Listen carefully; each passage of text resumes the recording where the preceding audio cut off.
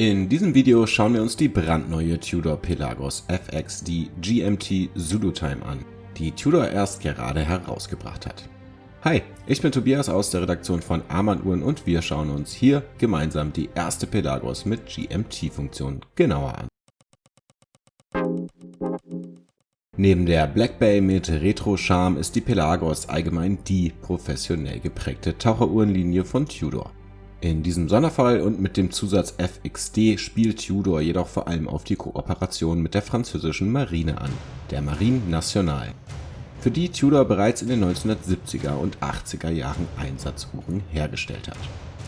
Besonderheit der FXD im Gegensatz zur normalen Pelagos mit 42 mm betrifft neben dem Verzicht auf ein Heliumventil und der geringeren Wasserdichtheit vor allem die Art der Bandbefestigung. Diese sind bei der FXD fixiert, daher auch der Name, und fester Bestandteil des Gehäuses. Das begründet sich durch die Anforderungen der Marine Nationale, für die die Uhr besonders robust sein sollte. Aus diesem Grund wird auch die neue Pelagos FXD GMT am NATO-Durchzugsband getragen. Das neue Modell ist, wie schon gesagt, die erste Pelagos FXD bzw. Pelagos überhaupt, die mit einer GMT-Funktion ausgestattet ist.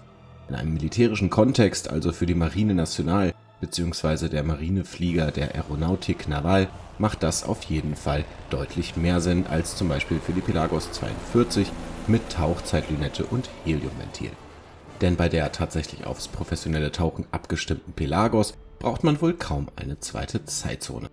Bei einer Einsatzuhr für Marinepiloten sieht das natürlich anders aus. Dazu aber später mehr.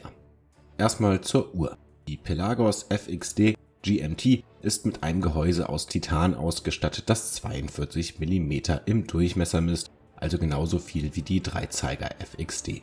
Bei der Höhe ist die neue GMT-Variante mit 12,7 mm, aber sogar um 0,1 mm flacher geworden.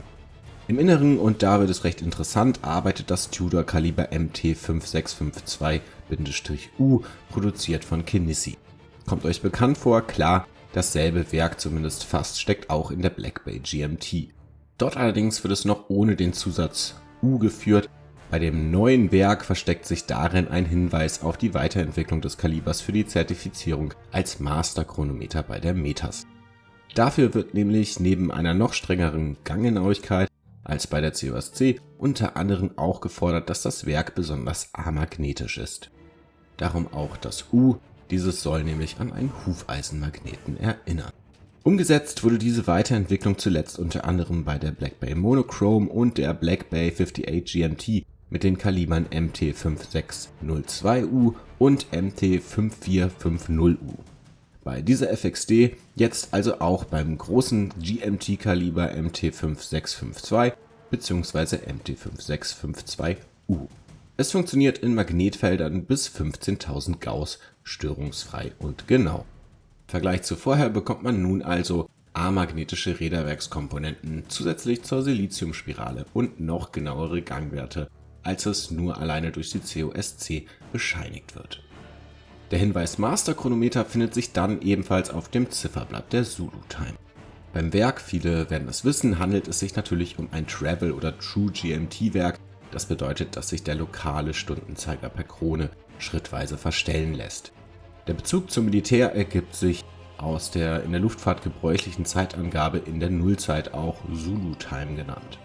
Für einen Soldaten oder besser gesagt Piloten der französischen Marine ist es dann ganz praktisch, diese Zeit, also UTC ±0, ganz einfach ablesen zu können. Dafür wird der GMT-Zeiger dann auf eben diese Zeit eingestellt. Die Lokalzeit kann dann aber ganz einfach und schnell auf die Ortszeit umgestellt werden.